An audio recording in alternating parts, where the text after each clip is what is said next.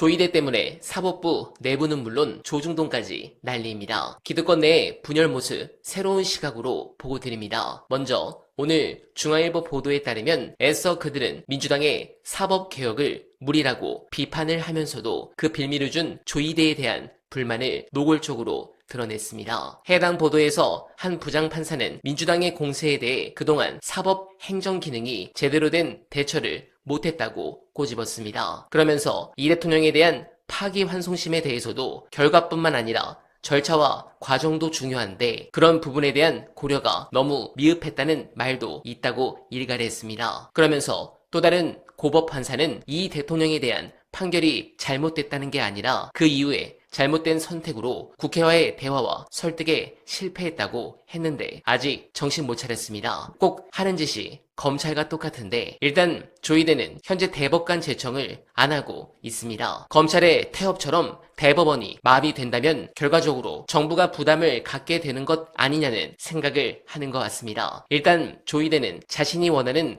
대법관 후보를 청와대가 수용하지 않고 대신 다른 후보를 염두에 두는데 불편해하는 것으로 전해집니다. 대법원장의 대법관 제청권을 최대한 행사하겠다는 의중을 노골적으로 드러내고 있습니다. 이는 대법원장의 제청권은 대통령의 임명권 범위에서 최소한으로 행사돼야 한다는 법조계와 학계 다수의 견해와 배치되는 행태입니다. 그런데 이걸 보시죠. 조이대가 목리를 부리는 근거에 대한 기사입니다. 당시 청와대 관계자는 이 보도의 사실 여부를 묻는 기자의 질문에 대통령의 인사에 관해 언급하는 건 적절하지 않다고 했지만 보도 내용을 부인하진 않았습니다. 그렇다면 조이대가 김민기 판사를 막는 이유가 무엇일까? 김민기 판사의 배우자가 헌법재판관이라는 사실은 이 사태의 본질적인 이유가 아닙니다. 왜 조이대 대법원장은 김민기 판사를 대법관 후보로 제청하지 않았을까? 이 질문에 해답을 찾기 위해서는 우리는 시계를 거꾸로 돌려 대한민국 사법부 역사상 가장 뼈아프고 부끄러웠던 장면 하나를 정면으로 마주해야 합니다. 바로 2008년입니다. 2008년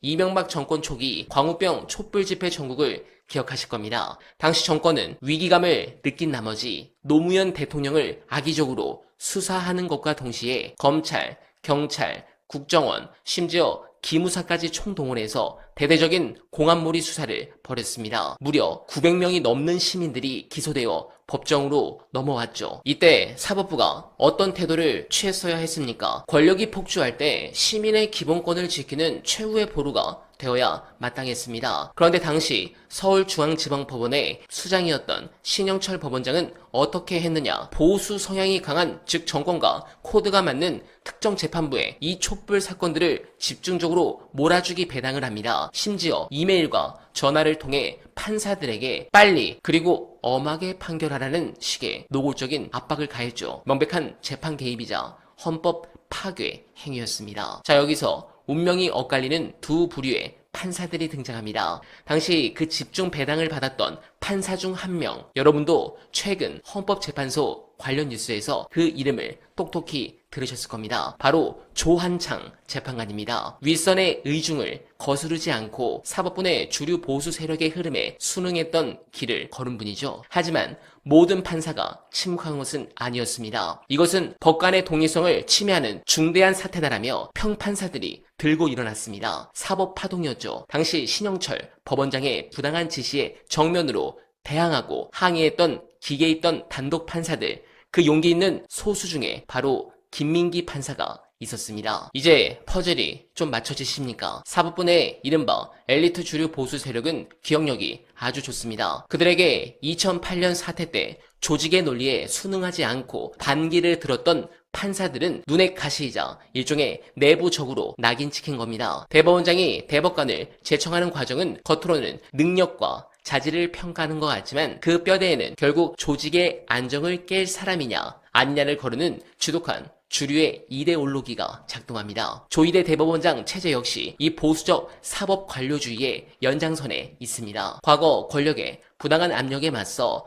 헌법적 양심을 지켰던 판사가 대법원에 입성하는 것을 그들 주류 세력이 껄끄럽게 여기고 끝내 배제한 것. 이것이 이번 제청 과정에서 우리가 읽어내야 할 가장 서늘하고도 잔혹한 사법 정치의 본질입니다. 결국 이 사건은 우리에게 아주 근본적인 질문을 던집니다. 우리는 어떤 법관을 원하는가? 윗선의 지시에 순응하며 승진 가도를 달리는 안전한 관료입니까? 아니면 자신의 인사상 불이익을 각오하고서라도 헌법과 양심에 따라 재판의 독립을 외치는 진짜 판사입니까? 김민기 판사는 비록 지금 당장 대법관이라는 타이틀을 얻지 못할 가능성도 있습니다. 그러나 2008년 그 뜨거웠던 광장에서 시민들이 권력의 몽둥이에 맞고 있을 때 법복을 입고 권력의 외압에 당당히 맞섰던 그 꼿꼿한 뒷모습은 우리 역사에, 그리고 깨어있는 시민들의 가슴 속에 영원한 판사로 기억될 것입니다. 또한 아직 이 대통령의 임기는 많이 남았고 자리는 많습니다. 제 생각에 1년 안에 이분은 무조건 대법관이 됩니다. 여러분, 조희대가 왜 김민기 후보를 대법관으로 제청 안 하는지 이제 아시겠죠? 그러나 조희대의 버티기는 성공할 수 없습니다.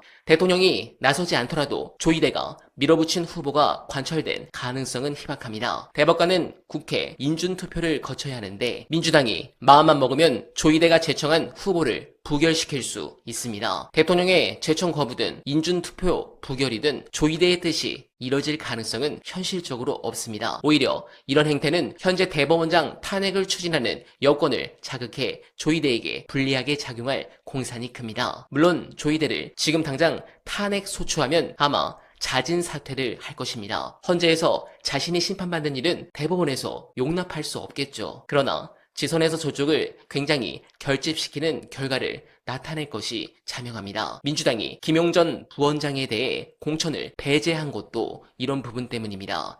그냥 지금은 민주당 입장에서 다음 주가 선거야? 이렇게 조용하게 가는 게 베스트이기 때문입니다. 다만 지선이 끝나는 즉시 조희대는 반드시 날려야 합니다. 이제 그를 치고 나가도 여론의 역풍이 없다라는 것은 재판소원만 해도 알 수 있습니다. 재판소원, 법 왜곡죄, 대법관 지원 등 사법개혁 3법 도입은 전적으로 법원이 자초한 것입니다. 내란 세력 단죄, 소홀한 채 기득권 수호에만 골몰하는 사법부에 대한 국민적 분노의 표출입니다. 그동안 온갖 우려와 부작용을 나열하며 법원 개혁에 반대한 것도 허상에 가까운 것으로 드러났습니다. 이제는 끝낼 시간이 다가왔습니다. 조희대는 감히 우리 국민들의 참정권을 박탈하려 했습니다. 저는 솔직히 내란죄에 적용된다고 판단합니다. 물론 이게 법리적으로 맞는지 모르겠지만 확실한 것은 저들은 법으로, 윤석열은 군으로 민주주의를 짓밟으려 했다는 것은 명백한 사실입니다. 조희대는 임기를 채울 수 없도록 탄핵 소추한 다음 특검 수사로 평생 감옥에서 썩도록 만들어야 합니다. 여러분들은 어떻게 생각하십니까? 공감하셨다면